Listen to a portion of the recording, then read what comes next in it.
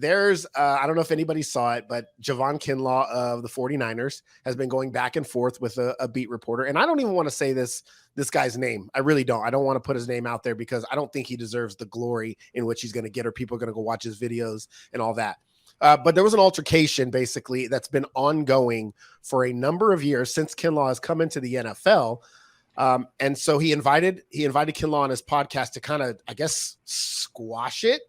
But the more I watch the video, the more I've looked into the history in the past. Basically what it's about is this guy is going at this player. He's been pretty unsuccessful so far. He's calling him a bust. He's been injured, but he's not letting it go. And he's like trying to almost make this guy react, make Kinlaw react to his, I don't want to say it like he's to me. And the reason I wanted to bring this up, let me just get to the point. The reason I wanted to bring this up, because I want all three of your opinions about journalism and ethics. Again, we've had this conversation before about how you go at a player.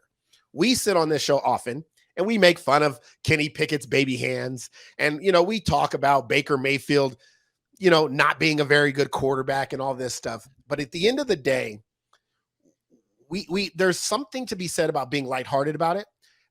When you're talking to individuals and you're approaching them and you're asking them questions and you're a beat writer for a team, you have a responsibility that you're trying to work in conjunction with these athletes to paint stories and pictures and give information.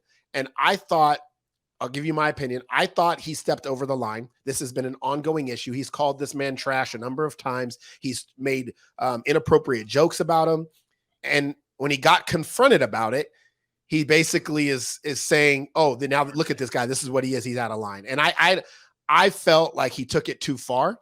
I felt like if I'm a 49ers player, I would never respect that reporter. And I wanted to get your guys' take on that, if you were able to see what happened.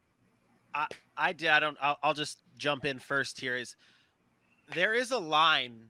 You have to have respect. Like, I think that's where we have, because you brought it up. We make fun, we make jokes all the time on the show, whether it be Kenny Baby Hands Pickett or the he who shall not be named, maybe a Mitch Trubisky or even a Gregory Rousseau, like Eli Apple, it's all about respect though. And there's that line of we're not just trying to do it for, like, there's some people out there in the media that solely do this for the fame and solely do this for attention. And that's what I saw. I saw the video today and I was like, this guy, sadly, the first thing I thought about was, oh my God, this beat writer is going to be loving this because he now has an NFL superstar.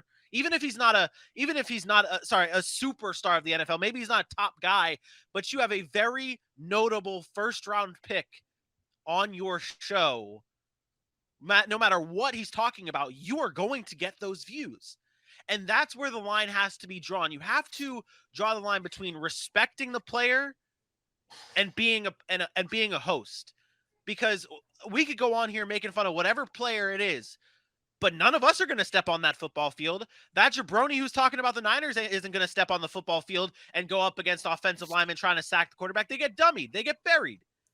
And that's where it is. It's the respect that we all have to have for the players, the game, our jobs, and what we do as members of the media. He's a name out here in the Bay Area. Like, people know him. So he's been a San Francisco 49er guy for a while. Like, people know of him. He's not like international, not universally known, but he's known out here. And this is not the first time he's had questionable ethics per se.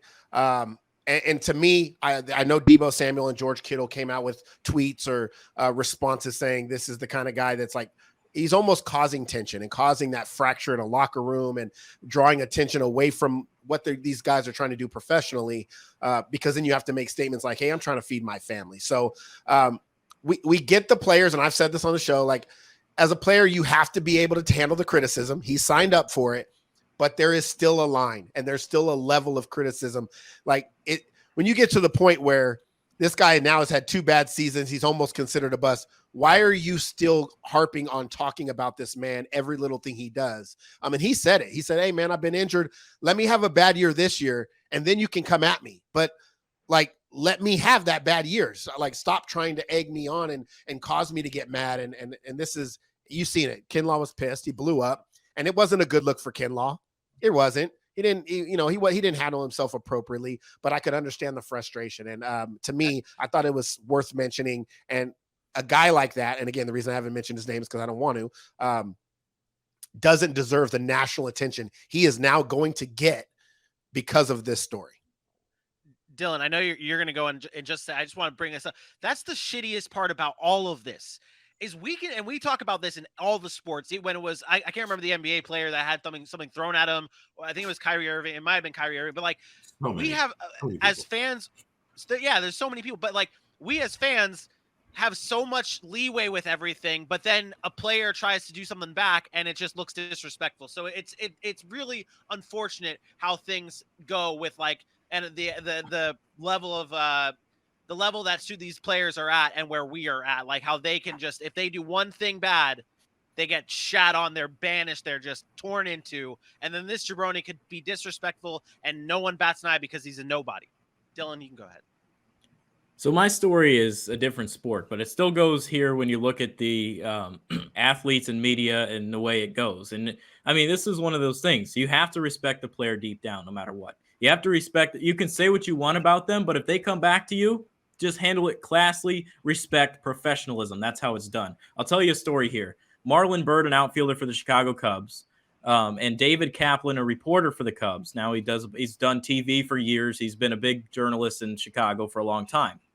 Well, it was on the 2012 team where they were just absolutely horrible, one of the worst records in baseball. They're wearing goat shirts, the Curse of the Goat from 2003. They're wearing them in batting practice. They're laughing, having fun, getting killed 10-0. He goes on a show, roasts them. Next day, Marlon Byrd walks up to him as he's in the batting cage and says, look, you got to stop that shit. And he confronted him, and he wouldn't talk to him for years after that. Fast forward 5 years after his playing career, Marlon Byrd's sitting there in an interview with the guy he criticized and trying to get with the network and said, look, I was out of pocket a few years ago. I just wanted to let you know. They ended up working together at NBC. They put their differences aside. They went on from there. But the bottom line is that's that respect from an athlete and a media member that you need to have. And I mean, that's something that you have to have in this business. There's no doubt about it. And you have to respect them for what they do. And sure, you can criticize them. That's your job. Aaron said it on Monday. I mean, it's their job. I mean, you get that exposure. You can't take us away. But the bottom line is the respect has to be there, and you have to show professionalism. Yeah, I think you guys covered it for the most part, and you're spot on. The one thing that comes to my mind is it's this type of guy that is going to hinder the media pundits coming up from getting the type of relationships that we want to have with these players. These guys, I mean, that's what it's about, like getting these sources and getting these possible direct lines to certain players. It's going to become so much more difficult because it's becoming harder and harder to trust any of the guys who are in the media. I know this one's not the media, but I think about like what just happened in baseball with John Donaldson and Tim Anderson.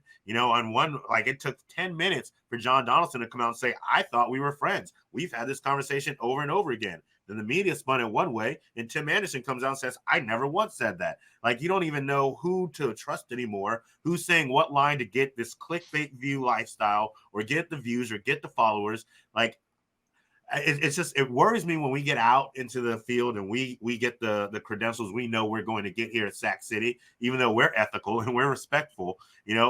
Everything is going to be kept at an arm's length from moving forward because you just don't know who to trust. And it's things like this and guys like this who just say things to get the clout and don't really have any respect or real idea of what it's doing to the player or the organization or the relationship between the media and the league. So that's the only thought that really comes to my mind about it. And I hope it gets better going forward.